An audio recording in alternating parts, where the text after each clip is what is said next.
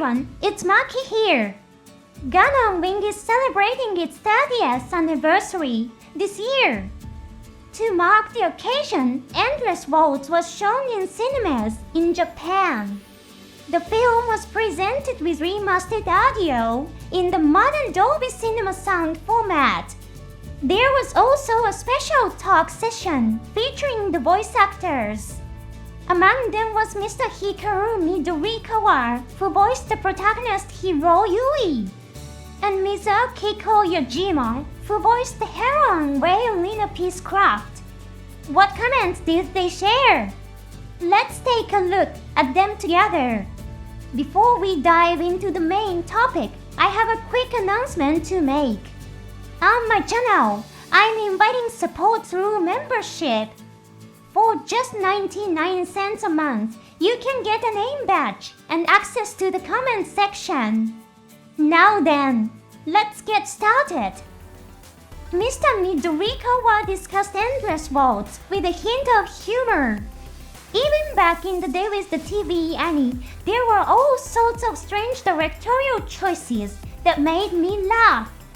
In Endless Waltz, those kinds of moments happen even more often. The scene where Trowas serpent fights Duo's Leo is particularly amusing. Trowa is only firing the Vulcan guns. How on earth did Duo instantly figure out that it was Trowa piloting? It's hilarious. I've been saying this for a long time.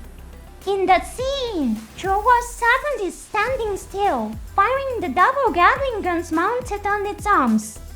Duo takes those shots and immediately declares it's Trowa in the cockpit.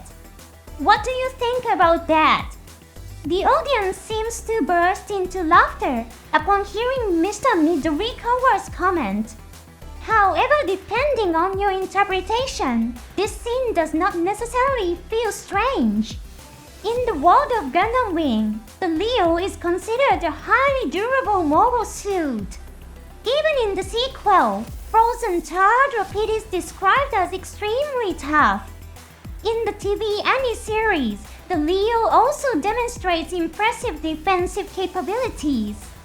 Some fans even joke that when an elegant person pilots it, the Leo powers up.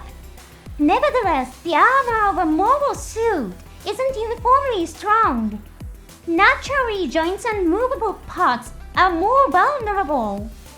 Curved armor deflects impacts to improve protection.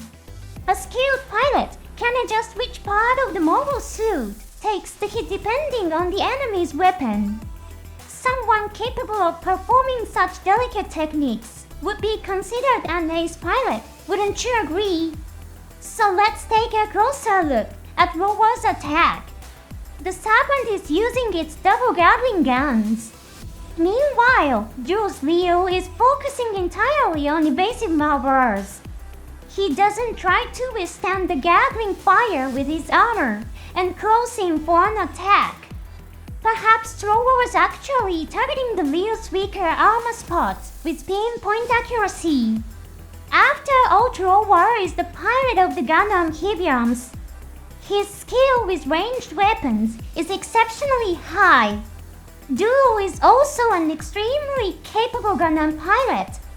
Very few people could fire with such accuracy that even an ace like Duo has no choice but to dodge. In that context, Duo's conclusion that the pilot must be Trowa when he saw the Serpent just standing and firing doesn't sound unreasonable at all. Mr. Midorikawa also spoke humorously about another unusual scene in Endless Waltz. Can I comment on the battle with the Ultra Gundam? Wufei declares to Heero, "I've always wanted to fight you," doesn't he? Shouldn't we be fighting the Wing Gundam Zero? There's a huge difference in performance. Are you satisfied with fighting Leo? This comment also made the audience laugh. Indeed, Mr. Midorikawa's point makes a lot of sense. The Leo may be a sturdy mobile suit, but compared to the Ultra Gundam, it's clear that it falls short. What do you think? Of course, I can offer my own interpretation in response to his comment. Could Wufei's statement, "I've always wanted to fight you," have meant more than just a fight using mobile suits? I previously discussed the story of Wufei and his wife, Mei Lan. This is an important tale for understanding the meaning behind the name Notoku and Wufei's obsession with the concept of strength.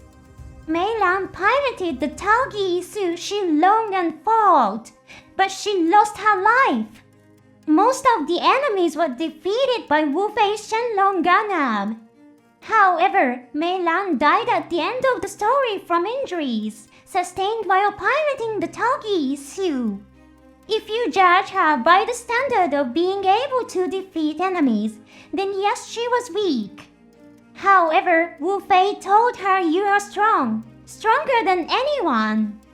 To Wufei, strength doesn't simply mean having the ability to defeat others in battle. Likewise, perhaps fight didn't mean it literally in his words either. Could it be that Wufei didn't want to crush with Heero in an equal mobile suit, but rather confront Heero's hurt? Of course, this is only my personal interpretation. Miss Yojima also spoke about something that had made a strong impression on her. For me, Heero was always a character who never smiled. But after learning about his past, I began to see him in a new light. At his core, he was someone with a gentle heart. The tragedies he experienced changed him, and that struck me deeply. The sad scenes were especially painful for me. In particular, scenes depicting the death of animals were tough to watch. Humans might have the chance to escape using their own strength, but animals living under human care have no way to escape on their own.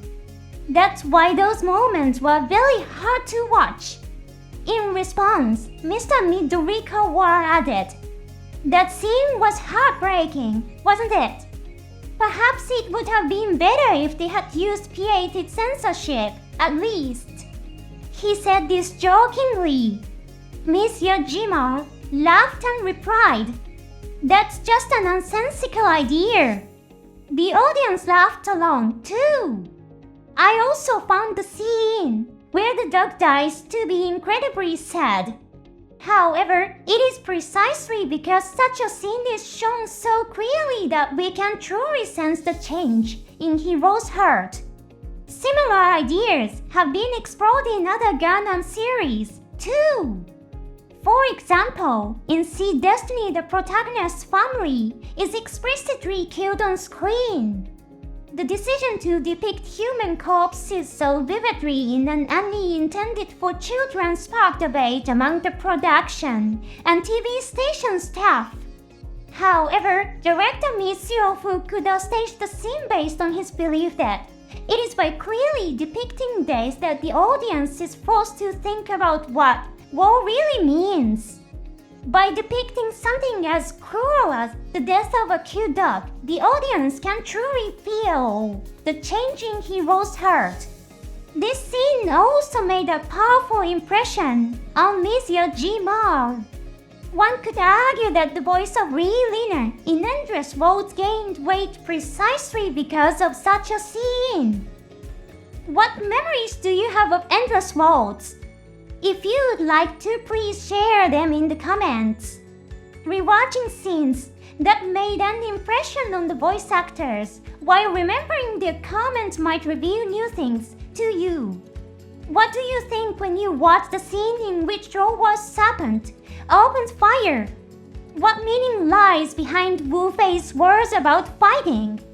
When you see Heero's past and hear him say, "I will kill no one anymore" at the end of the story, it might be interesting to reflect on what those words truly mean.